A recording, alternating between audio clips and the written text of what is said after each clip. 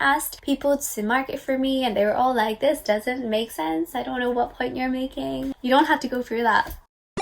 Hi everyone! So today I'm going to be talking about the Cambridge Law Test, which is the test that you will sit on the day of your interview, hopefully when you get the invite. I sat mine between 2 interviews and it's 1 hour long and you just have to answer 1 essay question. My experience with it is I thought it was really hard personally, just because I didn't take any essay-based subject that you had to like think for. I did do psychology, but that was just kind of like memorizing. So this is quite new to me. So I had to do a lot of practice, and actually on the actual day of the exam, I thought it went quite well. Well, I hope it did. So Cambridge uploaded 5 sample tests. Normally you get a choice out of 3 questions. Very similar to the interviews, they also score you 1 out of 10. The question that I did was on protesting and freedom of speech, and I just thought that was the most interesting question. Actually, now that I'm studying the course, I find that the questions in the Cambridge Law Test are basically what you would get in the law course, but like maybe a little bit more simplified.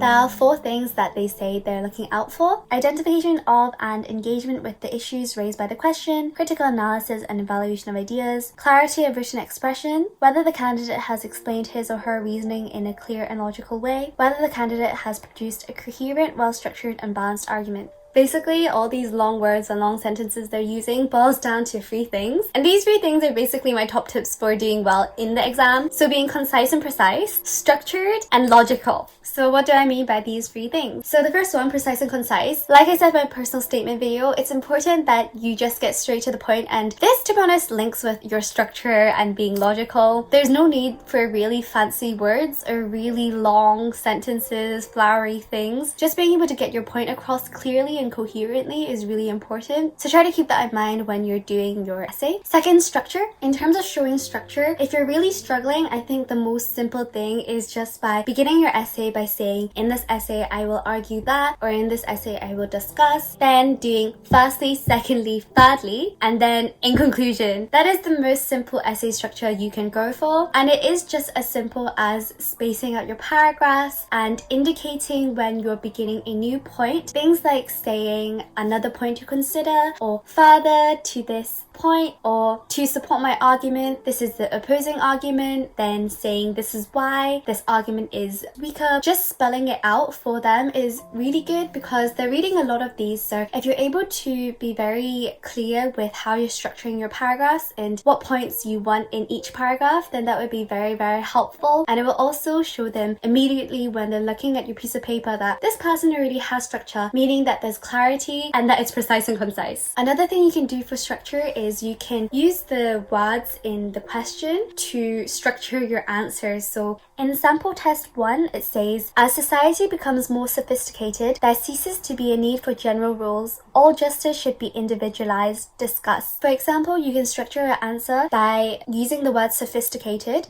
So you can say, in order to answer this question, we must first define what sophisticated means in this society today. And then that kind of gives structure to one part of your question. And then you can proceed and also say, the definition of general rules also needs to be considered. And then you can use those definitions and explain how, depending on my definition of sophisticated and general rules, my answer will be different. And then you write your different answers depending on the definition. And that can be a starting point to build up on more points. Another way to structure is doing introduction, argument for, argument against, conclusion. So I'm pretty sure you already know all these structure tips I'm giving you, so I don't know why I'm trying to patronize you. I'm not trying to patronize, that's the last thing I want to do. But basically what I want to say is that it really is just as simple as those simple structures, and going back to basics. I think as prospective students, we want to complicate things and make things harder than they are because we think, can it really be this easy? But trust me, this isn't like some kind of really scary, crazy game, although it kind of is. I promise you, you won't be disadvantaged if you don't use crazy structures. Use very simple structures to show that you're capable of doing more than that. In your introduction, you should also mention what your conclusion is going to be. Thirdly, being logical. I think this one might be a bit more difficult, at least it was for me. I'm not a very logical person, and I was also not very precise or concise, and I had to work really hard to be precise and concise in my essays, even though I still struggle now. Being logical logical about it is like extracting the relevant pieces of information or text in the question to support your answers or to begin paragraphs. This also falls into structure. Another point of being logical is to really show them what each paragraph's purpose is. Each paragraph should have a point and be there for a reason, and you should really clearly show that. And I think the easiest way to do this is to just show your thought process and to support your arguments. Showing your thought process kind of sounded abstract to me initially, so I think to break it down, it's kind of like just explaining how you came to this conclusion, just as simple as that. There's no exact right way to show that you're logical, but it comes through in your writing. So just once again making use of your structure and being precise and concise, then I think that will help with being logical. So to wrap up the top tips, what you need to keep in mind is it's more about your structure and the way you write rather than the content. So this moves me on to how to prepare for your Cambridge Law test. Do not prepare for this test by reading about articles, doing wider reading and things like that. The questions, as you can see from the sample papers, are so broad that you can't just make up an essay and use that in your exam. What is most important is that you practice these questions constantly. So how I prepared for the Cambridge Law test was, I think from about September time, I did one question a week until my interview in December. Now, this is kind of like a gamble because I didn't know I was going to get an interview offer, and you don't know if you're going to get an interview offer either, but hopefully you do, and we'll work on the assumption that you do because you're capable and you can do it. I honestly think the only way to prepare is looking at all the marking criteria and the sample essays online and then doing the actual essays yourself. Like I said, content-wise, it isn't as important as your structure, and obviously it's good for you to have points to discuss, but at the same time, you've never studied law. So they're not expecting for your law to be correct, but they're trying to see the potential of you writing good law essays in the future when you do have that kind of knowledge. So it's important that you work on the tips that I said before, and you can do that through doing the sample papers. And it's also important that you learn the skill of writing an essay in an hour. Actually, 1 hour is quite generous. So from September or October onwards, you can start doing one essay a week. That might be too much for you, so just kind of, adjust it accordingly. But for me, it worked because I just sucked at doing essays. I really needed that practice just to get my structure correct. And I really think I overcomplicated things by writing my essays too flowery, too pretty, you know what I'm saying? You don't need to do that. You just need to be precise, concise, and straight to the point. I think I repeated that too many times. It's because I really learned the hard way, and I did a lot of different essays, and I asked people to mark it for me, and they were all like, this doesn't make sense. I don't know what point you're making. You don't have to go through that. But also it is a learning process. So I would begin by opening up a sample paper, picking a question, then just brainstorming about it, and then trying to write it in an unlimited amount of time, maybe 3 or 4 hours.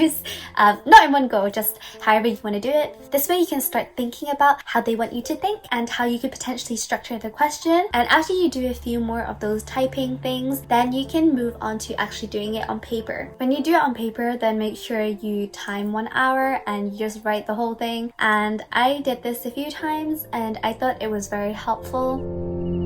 In the actual exam, I think I spent around 5 to 10 minutes planning my essay and thinking of which question I wanted to answer. And then I spent the remaining 50 minutes doing the actual essay, and I just wrote until the end. So another thing is, how much should you prepare?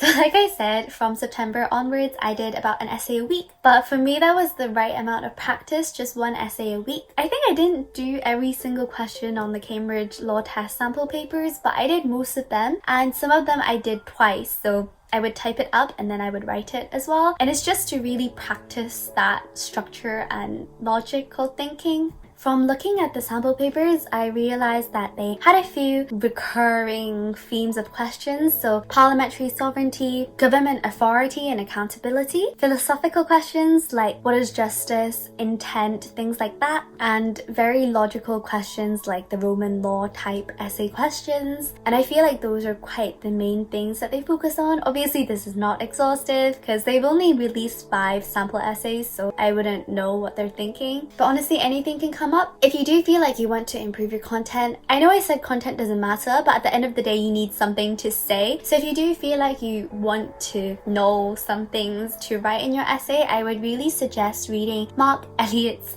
public blog. I can't believe I'm promoting him. He's the guy that writes your constitutional law textbook, and he's got this free blog where he talks about things like parliamentary sovereignty, rule of law, accountability, and these are things that could help you in your essay, and they're relatively short, and he also designed them for all kinds of audiences. So if you've never read about parliamentary sovereignty or rule of law before, then you can read his blog posts, and I think they give a very clear overview of basic foundations of law that could be helpful for your essay. But to get to the stage of actually preparing for your Cambridge Law test, then obviously you need an interview, and before that you need your personal statement. So I've done a video on my personal statement if you want to check that out, and I go through some good things for your personal statement, so I will link that here somewhere. So honestly, I would just say don't stress about the law test, because you can prepare as much as possible by doing the practice questions, but there's also a time to stop preparing for it. And you will know better than me whether you've given it your all to prepare for this test. Good luck on your test, and I hope you do well. And if you have any more questions about this, then drop a comment below and I will get back to you. Hope this was helpful, and I will see you guys in the next video. Bye!